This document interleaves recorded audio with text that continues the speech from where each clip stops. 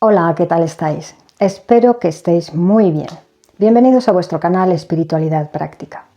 Hoy estudiaremos los textos bíblicos en los que la gente preguntaba a Jesús: ¿qué debo hacer para ser salvo? No sé si a vosotros os ha pasado, pero a mí cada día me surge la misma pregunta. ¿Estaré haciendo lo que le agrada a Dios? ¿Realmente estaré cumpliendo con sus expectativas sobre mí? Y es que hoy en día existen muchas situaciones que en la época de Jesús no existían. Hay muchas situaciones en las que no sabemos si estamos obrando correctamente o no, hasta que vengan los dos testigos de Apocalipsis 11 y nos aclaren las dudas. Ellos actualizarán la ley según les haya dicho el Padre que así lo hagan. Dice Jesús en Mateo 17, 11 y 12. Elías en realidad viene y restaurará todas las cosas. Es decir, restaurará y actualizará la ley para que sepamos qué hacer referente a todas las cosas en nuestros días. Elías vendrá junto con Moisés en el fin de los tiempos, porque a ellos se les ha encomendado la labor de, como dice Apocalipsis 11, profetizar, restaurar la ley y traer plagas a la tierra. Por eso, cuando sean asesinados por el anticristo, la gente se hará regalos, porque piensan que con su muerte las plagas cesarán, pero no es así. Tras su muerte, al toque de la séptima trompeta, vienen los juicios de las copas, trayendo destrucción total a este sistema mundial, a este nuevo orden que traerán las élites. Dice Malaquías 4, 5 y 6. He aquí, yo os envío al profeta Elías antes de que venga el gran día de Yahvé, grande y terrible. Apocalipsis 11:6 dice que ellos, los dos testigos, tienen la autoridad para cerrar el cielo, de modo que no caiga lluvia durante los días de su profetizar. No lloverá durante 3 años y medio. Esto lo hizo ya Elías en la antigüedad, en tiempos del rey Acab. Podéis leerlo en Primera de Reyes 17:1. Esto se cumplió en la antigüedad y se volverá a cumplir en un futuro, ya que los dos testigos, Elías y Moisés, profetizarán 3 años y medio durante el reinado del anticristo. ¿En qué periodo? No durante la segunda mitad, ni durante la primera mitad. Es un periodo intermedio entre las dos mitades. ¿Por qué? Porque después de la muerte de los dos testigos, al toque de la séptima trompeta, todavía quedan por ejecutarse los juicios de las copas, y estos juicios entran dentro del periodo de 7 años de gobierno del anticristo. Por lo tanto, si el anticristo reinará durante 7 años, entonces los dos testigos tienen que empezar a testificar y a traer las plagas 1 o 2 años antes de la segunda mitad de su reinado, 1 o 2 años después de que se haya manifestado el anticristo, en un periodo intermedio entre la primera mitad y la segunda mitad, para que dé tiempo a que profeticen 3 años y medio más que se ejecuten después los juicios de las copas. Juan el Bautista vino con el espíritu y el poder de Elías. Él nació 6 meses antes que Jesús. Dice Jesús en Mateo 17, 12 y 13. Sin embargo, les digo que Elías ya ha venido, y ellos, los judíos, no lo reconocieron, más bien hicieron con él lo que quisieron. De esta manera, también el Hijo del Hombre está destinado a sufrir en manos de ellos. Entonces los discípulos percibieron que les hablaba de Juan el Bautista. Cuando le preguntaron a Juan el Bautista si él era Elías, él respondió que no. En cambio, Jesús dijo: Elías ya ha venido, y no lo reconocieron.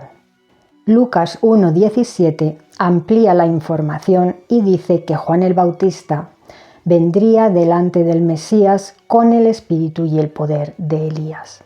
Es decir, se le daría Espíritu Santo para realizar la misión de Elías, profetizar y llamar al pueblo al arrepentimiento, denunciando la idolatría y las malas obras, anunciando la venida del Mesías y bautizando con agua.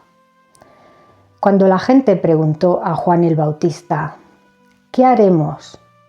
En Lucas 3, 10 al 14, Juan les contestó, el que tenga 2 prendas de vestir interiores, comparta con el que no tiene. El que tiene alimentos, haga lo mismo. Pero hasta los recaudadores de impuestos vinieron a bautizarse y le dijeron, Maestro, ¿qué haremos? Él dijo, no exijan más impuesto del fijado por la ley. También algunos soldados le preguntaban, ¿qué haremos nosotros también? Y les dijo, no opriman a nadie, ni acusen falsamente a nadie, y estén satisfechos con su salario. El versículo 3 dice, él, Juan el Bautista, entró en toda la comarca del Jordán, predicando bautismo en símbolo de arrepentimiento para perdón de pecados. También le preguntaron a Jesús, ¿qué bien debo hacer para obtener la vida eterna? En Mateo 19, 16 y 17.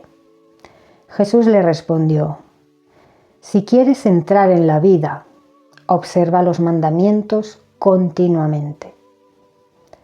El hombre rico le dijo, ¿cuáles? Fijaos, ¿cuáles? Jesús le respondió, no debes asesinar, no debes cometer adulterio, no debes hurtar, no debes dar falso testimonio, honra a tu padre y a tu madre, y tienes que amar a tu prójimo como a ti mismo. Si os fijáis, cuando el joven rico le pregunta a Jesús, ¿qué mandamientos debo cumplir? Se estaba haciendo la misma pregunta que todos nos hacemos cuando leemos Mateo 5:19, que cualquiera que quiebre uno de estos mandamientos más pequeños y enseñe así a la humanidad, será llamado más pequeño en relación al reino de los cielos. ¿Cuáles eran estos mandamientos que se encuentran en la ley y los profetas sobre los que este joven le preguntó a Jesús? ¿Qué mandamientos debo cumplir? Porque tenían los 10 mandamientos de las tablas de la ley y otros 603 mandatos o decretos dados en los 5 libros de la Torá. En total 613. Pero Jesús le contesta que debe cumplir los 10 mandamientos. Solo nombra un decreto que Jesús movió de lugar e hizo que pasara a ser uno de los 2 mayores mandamientos de la ley de Dios, que resumen toda la ley y los profetas. Amarás al prójimo como a ti mismo. El otro mandamiento principal es amarás a Dios con todo tu corazón, con toda tu alma, con toda tu mente y con todas tus fuerzas. Esas 2 leyes resumen toda la ley y los profetas. Jesús nunca dijo que había que aplicarse un decreto. No dijo tenéis que aplicar el mandato ojo por ojo y diente por diente, sino todo lo contrario. Dijo, sigan venciendo el mal con el bien. No resistas al que es inicuo. Nunca dijo debéis circuncidaros en la carne, sino que la circuncisión ha de ser de corazón. Nunca dijo habéis de lapidar a los adúlteros, sino felices los pacíficos, los misericordiosos. Mateo 7, 21 y 22 dice, no todo el que dice Señor, Señor, entrará en el reino de los cielos, sino el que hace la voluntad de mi Padre que está en los cielos. Muchos me dirán en aquel día, Señor, Señor, ¿no profetizamos en tu nombre y en tu nombre expulsamos demonios y en tu nombre hicimos muchas obras poderosas? Entonces les confesaré, nunca os conocí, obradores del desafuero. En Juan 14, 15 al 17, dice Jesús, Si ustedes me aman, observarán mis mandamientos. Y yo pediré al Padre, y Él les dará otro ayudante que esté con ustedes para siempre. El Espíritu de la verdad que el mundo no puede recibir, porque ni lo ve ni lo conoce. ¿Por qué no lo ve ni lo conoce? Porque el mundo pone su mirada, su foco y su atención en las cosas del mundo, en lo material, no en lo espiritual. Sigue diciendo el texto: ustedes lo conocen porque permanece con ustedes y está en ustedes. No los dejaré desconsolados. Vengo a ustedes, un poco más y el mundo ya no me verá. Pero ustedes me verán porque yo vivo y ustedes vivirán. En aquel día, ustedes sabrán que yo estoy en unión con mi Padre y ustedes están en unión conmigo y yo estoy en unión con ustedes. El que tiene mis mandamientos y los observa, ese es el que me ama. Este texto nos muestra claramente que debemos guardar los mandamientos, reconociendo siempre que la salvación no es por mérito propio, debido a nuestras obras, sino por gracia. También dijo Jesús en Mateo 28, 19 y 20: Vayan, por tanto, y hagan discípulos de gente de todas las naciones, bautizándolos en el nombre del Padre, del Hijo y del Espíritu Santo, enseñándoles a observar todas las cosas que yo les he mandado. Y miren, estoy con ustedes todos los días hasta el fin de los tiempos. Hermanos, no estamos solos. Cristo está presente en nuestras vidas si le abrimos la puerta, porque Él está llamando a tu puerta. Solo tienes que abrir la puerta a Jesús y poner tu foco en Él. Ábrele tu corazón y Él morará en ti, y su luz hará huir toda oscuridad que en ti se halle. Lo esencial, lo principal, es creer que Jesús es el Hijo de Dios, que vino a la tierra como Hijo de hombre, cargó con todos nuestros pecados y nos redimió de ellos clavándolos en la cruz, como Moisés clavó en el mástil la serpiente de cobre, que representa al pecado, y la alzó para que la muerte huyera de los que habían pecado. De igual manera fue alzado en la cruz el Mesías, cargando con nuestro pecado, para que todo el que cree en Él no se pierda y tenga vida eterna. Juan 3:16 dice: porque tanto amó Dios al mundo, que dio a su Hijo unigénito, para que todo el que ejerza fe en Él no se pierda, mas tenga vida eterna. El carcelero de Filipos, después del terremoto que abrió todas las puertas de la cárcel donde estaban presos el apóstol Pablo y Silas, les preguntó: ¿qué debo hacer para ser salvo? Ellos dijeron: cree en el Señor Jesús y serás salvo tú y tu casa. Romanos 10, 9 y 10 dice: si declaras públicamente aquella palabra en tu propia boca, que Jesús es el Señor, y en tu corazón ejerces fe en que Dios lo levantó de entre los muertos, serás salvo. Porque con el corazón se ejerce fe para justicia, pero con la boca se presenta declaración pública para salvación.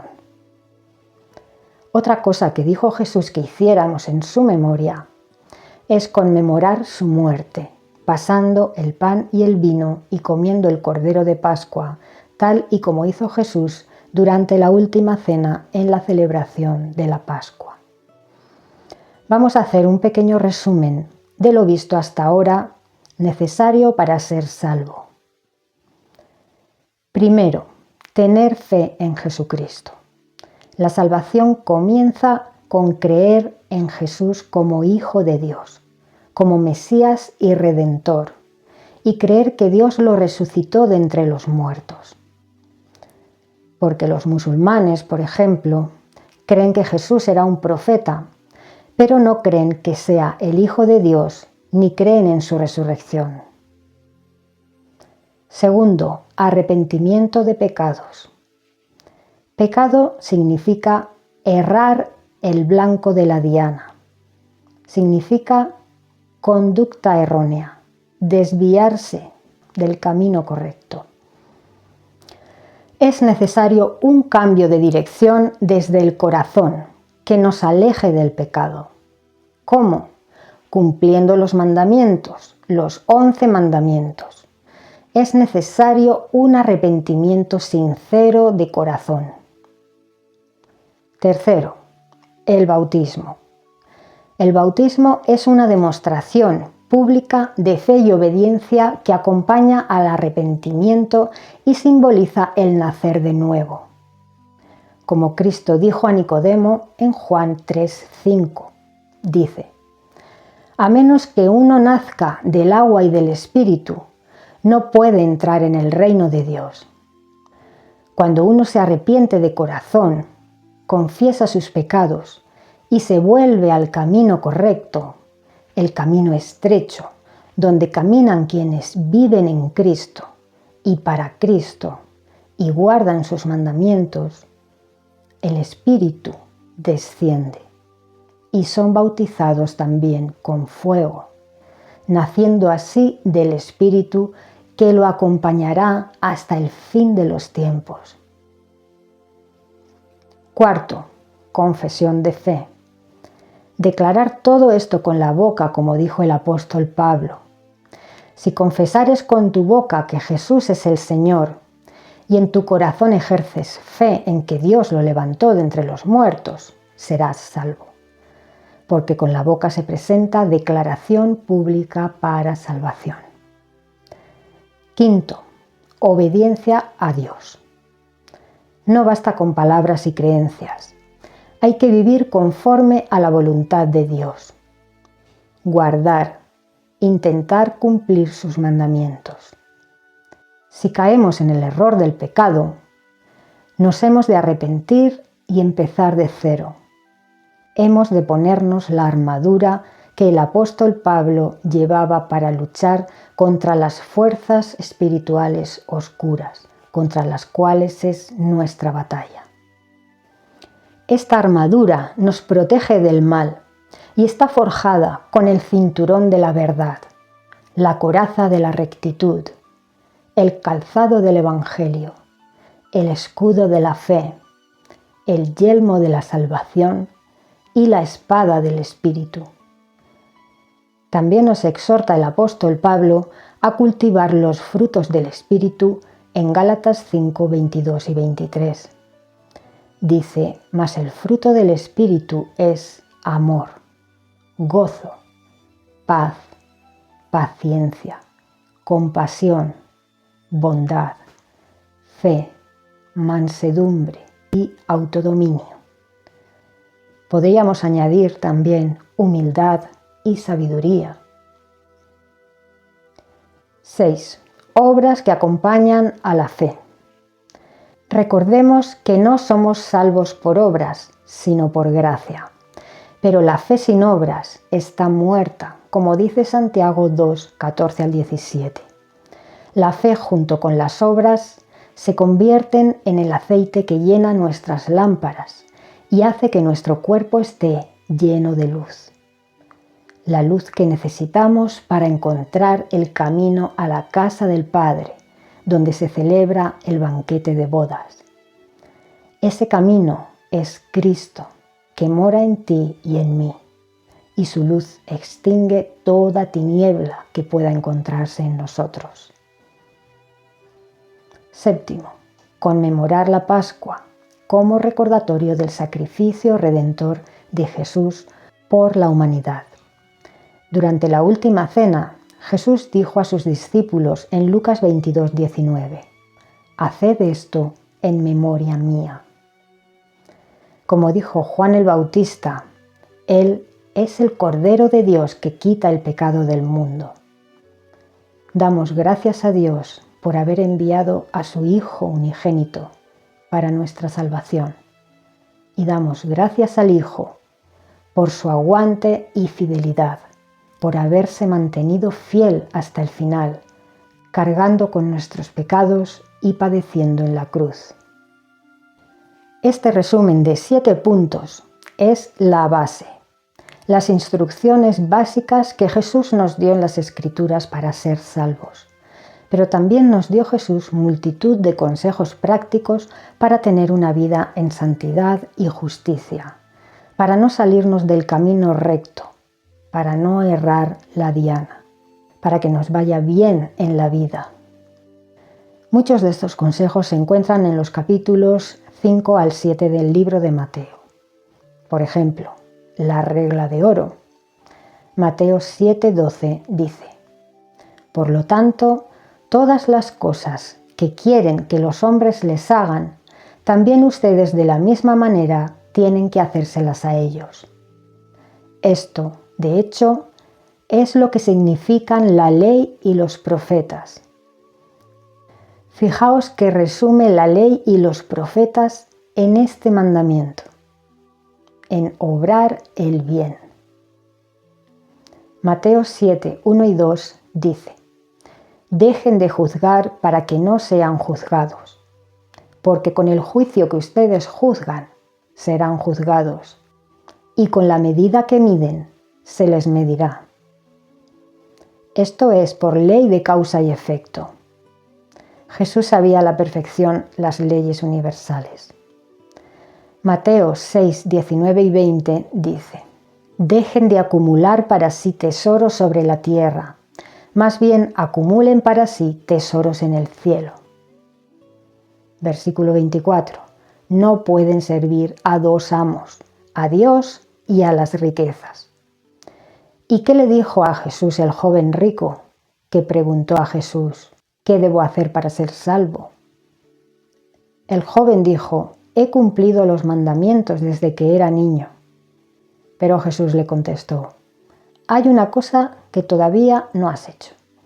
Vende todo lo que tienes y dáselo a los pobres, y sígueme, y tendrás tesoro en los cielos. De hecho, en la resurrección de los muertos, seremos juzgados según nuestras obras. Marcos 11:24 dice: Por eso os digo, que todas las cosas por las que oréis y pidáis, creed que ya las habéis recibido y os serán concedidas. Esto es debido a la ley de la atracción, otra ley universal. Atraemos lo que hay en nuestra mente. Nuestro subconsciente no distingue entre lo que pensamos o imaginamos con fe y la realidad.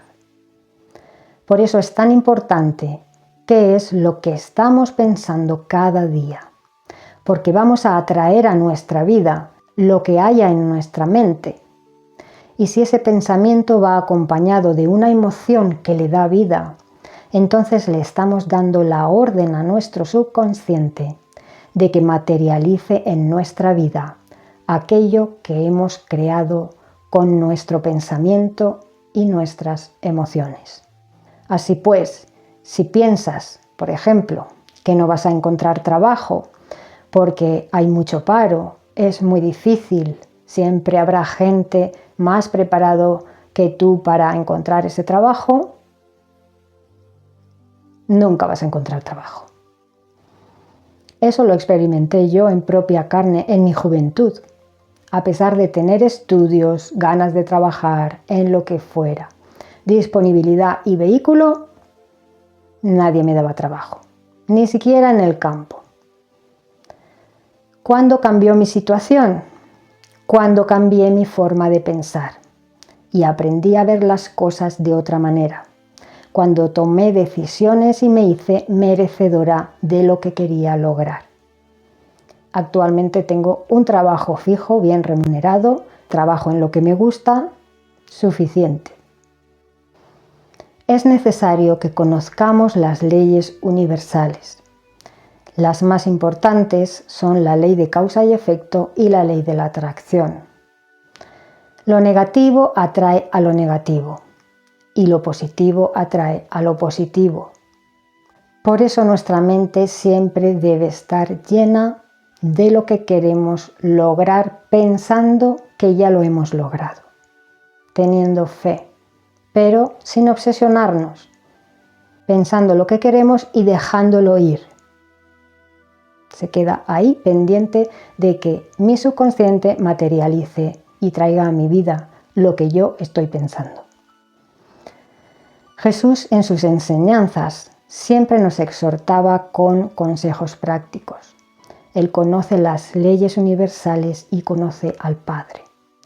Siempre nos guió dirigiéndonos hacia la práctica de la compasión, el perdón, la mansedumbre, la humildad, la fe, el auxilio a los pobres y hacia poner el reino en primer lugar. También nos instó a tener paciencia y perseverancia y a mantenernos fieles hasta el final, hasta su regreso. Cristo es el camino, la verdad y la vida, nuestra luz y nuestra guía. Pongamos en práctica sus enseñanzas. Sus enseñanzas han de ser el libro de instrucciones en nuestra vida. Hasta aquí el vídeo de hoy. Espero que os haya sido de gran utilidad la información. Nos vemos en un próximo vídeo donde desarrollaré todos los consejos y guía de Jesús. Gracias por escuchar la palabra inspirada. Un abrazo.